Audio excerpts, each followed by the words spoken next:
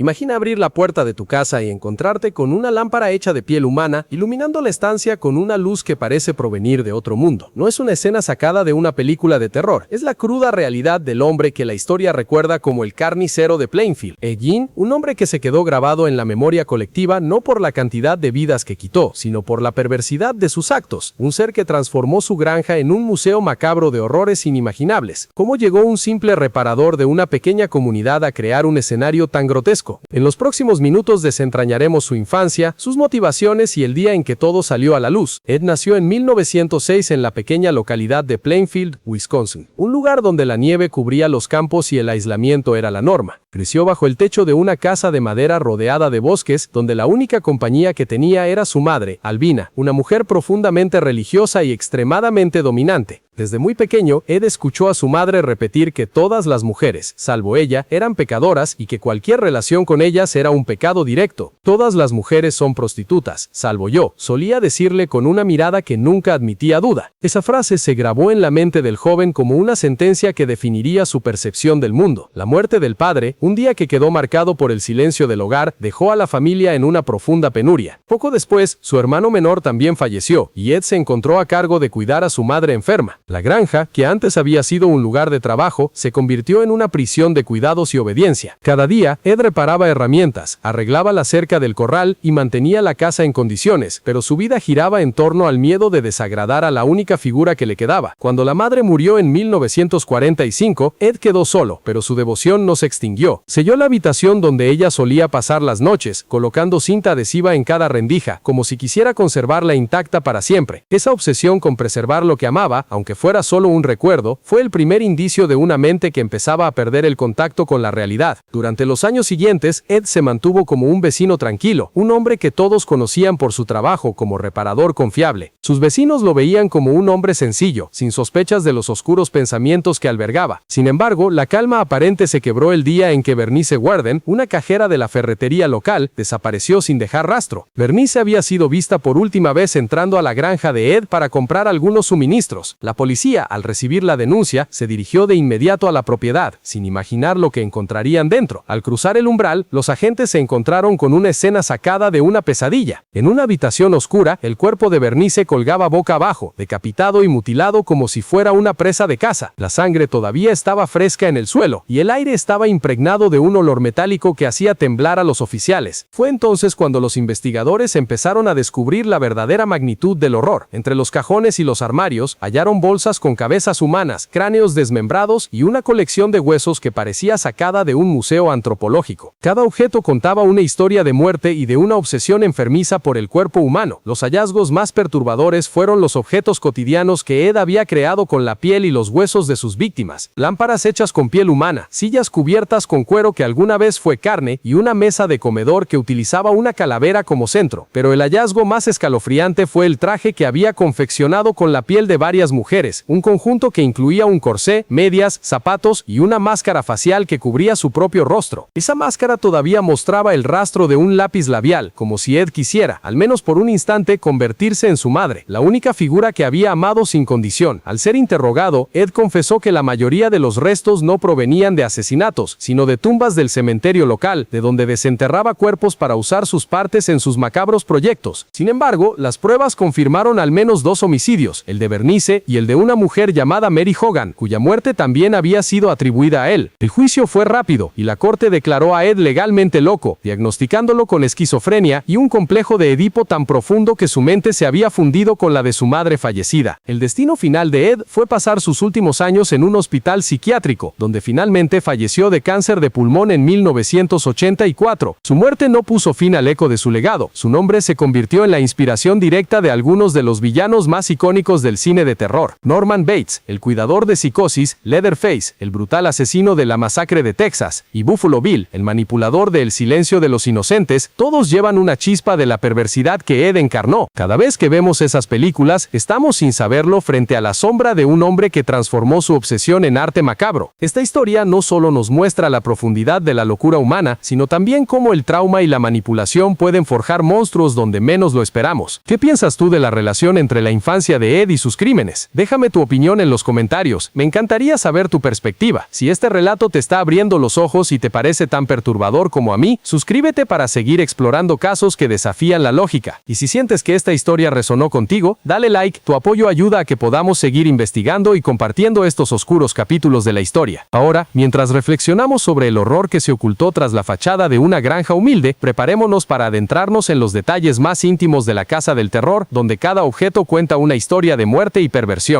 Continuaremos descubriendo los restos que Ed guardó y el impacto que su caso tuvo en la comunidad y en la cultura popular. A lo lejos, colgando de una pared de madera desgastada, se encuentra un candelabro compuesto por cráneos humanos, cada uno con los ojos vacíos y la mandíbula abierta como si gritaran en silencio. Los cráneos estaban alineados de forma meticulosa, como si el asesino buscara crear una obra de arte macabro que desafiara la lógica de cualquier observador. En el centro del salón, una mesa de comedor se alzaba bajo una cubierta de piel humana cocida a mano. Sobre ella, una bandeja de plata sostenía varios trozos de carne que, según los testimonios de los oficiales, parecían haber sido extraídos de los cuerpos que Jordi había desenterrado del cementerio local. Los huesos de los dedos estaban cuidadosamente limados y pulidos, convirtiéndose en pequeñas piezas decorativas que adornaban el borde de la mesa. En el pasillo contiguo, una serie de puertas cerradas guardaban los secretos más oscuros. La primera puerta, marcada con una simple etiqueta de papel que decía sótano, revelaba un conjunto de cajones de madera tallados con forma de huesos. Dentro, se encontraban varios pares de guantes confeccionados con piel humana. Cada guante estaba perfectamente moldeado para la mano del portador, con los dedos que terminaban en uñas naturales conservadas en su estado original. Uno de los guantes, según el informe forense, pertenecía a la propia madre de Jordi. Él los había tomado como una forma de mantenerla cerca, de vestir su propia carne como si fuera una segunda piel. Más adelante, una pequeña habitación escondida sirvió como taller personal del asesino. En una mesa de trabajo se pueden observar varias herramientas de carpintería, cuchillos y una sierra eléctrica que había sido utilizada para cortar los cuerpos en piezas manejables. Sobre la mesa reposaban varios trozos de piel que habían sido cosidos juntos para formar lo que los investigadores describieron como un traje de mujer. Este atuendo incluía un corsé de cuero endurecido, medias de seda cosidas a la piel de la pierna y un par de zapatos que, al observarlos de cerca, revelaban la silueta de pies femeninos atrapados en una prisión de carne. El propio Jordi se había visto a sí mismo caminando por la casa con ese traje, como si intentara fundirse con la figura de su madre y de alguna manera evadir la culpa que sentía por haberla abandonado. En el comedor, una silla de madera tallada mostraba una almohadilla de piel humana en la que se podían observar marcas de costura que sugerían que había sido usada como asiento por la propia mujer que había sido asesinada. La sensación de sentarse en esa silla, según los relatos de los oficiales que la inspeccionaron, era como si la superficie estuviera viva, con un leve latido que recordaba el pulso de un cuerpo que alguna vez estuvo allí. Un candelabro de hierro forjado sostenía varios frascos de vidrio que contenían pequeños fragmentos de huesos, como si fueran joyas que el asesino había coleccionado para su propio placer. En el sótano, la escena se vuelve aún más escalofriante. Allí, Jordi había creado una especie de cámara de preservación, una habitación fría y húmeda donde guardaba los cuerpos desenterrados. Los cadáveres estaban dispuestos en mesas de hierro, cada uno con la cabeza separada del cuerpo y colocada en una caja de madera con una etiqueta escrita a mano. Una de esas cajas llevaba la palabra amor escrita en tinta negra, como si el asesino intentara justificar su acto con un sentimiento que él mismo no comprendía. Los oficiales encontraron también una serie de huesos de animales, entre los que se mezclaban con los huesos humanos, creando una amalgama de vida y muerte que desafiaba cualquier lógica. Al examinar los restos, los investigadores descubrieron que Jordi había utilizado la carne humana para alimentar a los perros que vivían en la granja. Los perros, descritos como de raza mixta, habían sido alimentados con trozos de carne cruda, lo que explicaba la presencia de restos de carne en los cubos de basura y en la cocina. La idea de que un ser humano fuera utilizado como alimento para animales domésticos añade una capa adicional de horror a la historia, revelando la completa falta de empatía y la deshumanización que marcó la vida de Jordi. Los vecinos del pueblo, al enterarse de los hallazgos, quedaron paralizados. La granja, que antes era vista como un punto de referencia en la zona, se convirtió en un símbolo de terror. Los niños dejaron de jugar cerca de la cerca de la propiedad y los adultos evitaban pasar por la carretera que conducía a la casa. El sheriff, quien había liderado la investigación, confesó en una entrevista posterior que la visión de los objetos dentro de la casa le había causado pesadillas durante meses y que la presión psicológica había contribuido a su temprana muerte, aunque la causa oficial fue un problema cardíaco. La comunidad, devastada, organizó una reunión en el salón del ayuntamiento donde se debatió cómo manejar el legado del asesino.